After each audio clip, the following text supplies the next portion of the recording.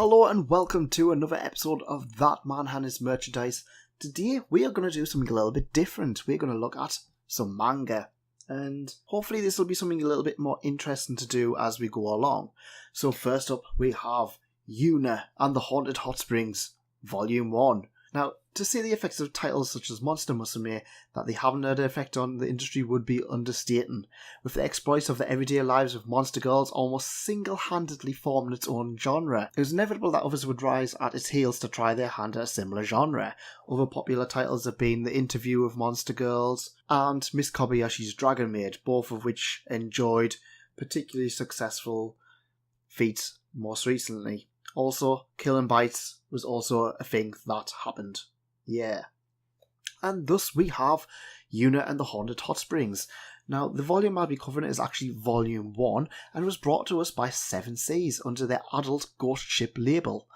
Interestingly, this is actually a weekly Shonen Jump title in Japan and shares its weekly chapters alongside One Piece, My Hero Academia and Food Wars. Why is this interesting? Because Yuuna The Haunted Hotsprings is certainly more of an adult title than most things in each issue from the other ones. The plot is honestly simple and you will have heard it before. High schooler Kogarashi is a psychic by trade. Homeless and almost constantly haunted by ghosts, he finds a cheap boarding house that was formerly a hot springs inn. Now, if he can use his spirit abilities to banish the ghost that haunts the inn, then he can live there rent-free. Brilliant. Unfortunately, things change as he discovers the ghost is actually Yuuna, a beautiful teenage girl ghost. As Kogarashi uses his fists to talk and do all of the dirty work for him, he actually finds himself unable to simply punch Yuuna's existence away, and instead opts to try and save her from becoming an evil spirit by allowing her to pass on naturally. The twist is, Yuuna can't actually remember her past, and she isn't really sure what it is that actually holds her to our realm. And the storyline essentially boils down to this in the first volume, with the development between Kogarashi and Yuuna being the central focus. Almost immediately afterwards we are introduced to the other residents of the boarding house, each with their own quirks and abilities, and this is when I start to see parallels to Love Hina, another popular ecchi title from about 20 years ago. Love Hina was a romantic comedy which took place in a boarding house with a hot springs. Can you see where we're going with this? In which the character would end up in hilarious situations with the house guests that usually ended up with the girls being unintentionally groped and the main character beaten within an inch of his life. This happens in Yuuna to the same degree, with Kogarashi usually being blamed due to incidents simply by being a man, and it's usually Yuuna who's caused a lot of these incidents and she's really overreacting. Now, I'm not going to say that it's kind of okay to just start molesting, but I mean, he's usually innocent in most of the cases. Fortunately, that's where most of the parallels end, and each of the female characters actually have their own unique traits. We have Yuuna, who is a ghost, so we've got she's quite shy and nervous a lot of the time. We see her cowering in like just going into different areas, which actually give us the interesting butt wall, where there's a butt sticking out of a wall, because of course that is a thing post-prison school. And most of the other characters are quite interesting. We haven't seen a huge amount of them, but I'm imagining we will see a lot of them in the near future. One of them is extremely lucky, to the point of defeating enemies by allowing them to win the lottery and thus not care about attacking, to a demon slayer shinobi, an actual cat girl, a tanuki, and an oni that only gets stronger the more she drinks. Each of these girls managed to keep me interested in the title by being more than just regular girls that we see in the harem series. Although let's face it, the Demon Slayer Sagiri is essentially Motoko version 2. After the first few chapters, the series eventually becomes more of a demon hunter series, or a ghost hunter series, similar to titles such as Bleach or Yu Yu Hakusho. Now, I'm not sure if that's going to be a thing permanently for the series, we don't know, but it is. They do kind of use that as a jumping off point to kind of introduce more characters into it, much like they did with those other series. These were actually quite fun as well, because this is a romantic comedy. A lot of the stuff was kind of used as gags.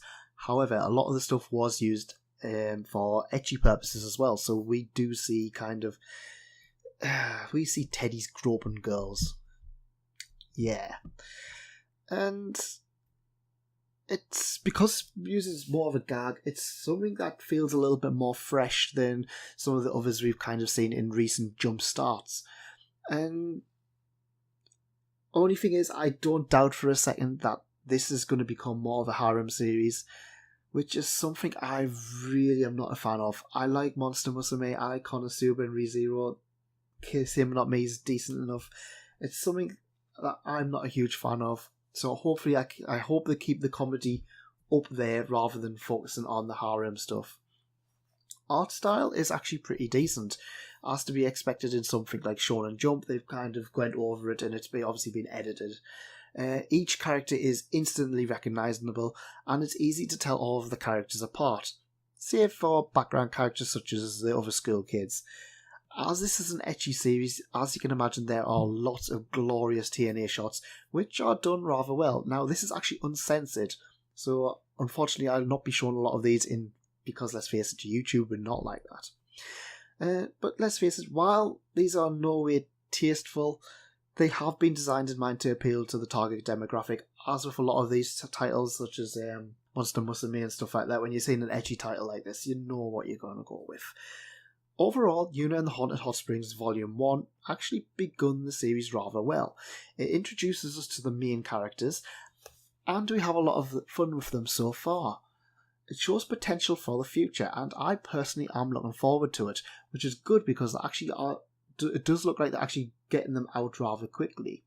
Now, again, I've mentioned it a lot of times, if you're a fan of Monster Musume, you will get a lot of mileage here, because this is essentially Monster Musume with ghost girls. Basically, that's what it is. Now, if you don't like ecchi, then it's not going to be for you.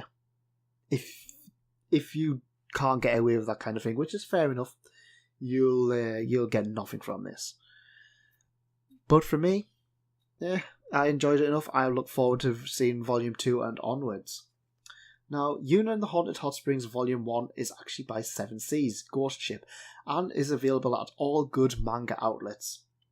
And anime is actually due to start in the July 2018 summer season. So if you're waiting for that, not long to go, and I'd imagine it'll be pretty successful. And that's it. Thanks for coming, and thanks again. If you have an opinion on this, or if you're interested in seeing more, leave a comment. Let us know what you think. Did you enjoy that? Well, we've got some other stuff on the site if you want to have a little bit of look. Nendoroids, gaming, One Piece merchandise, it's all kind of there. So if you click around here, you'll be able to subscribe or at least have a look on the channel. Also, there's some other things just around here. Thanks for coming, and thanks again. Goodbye.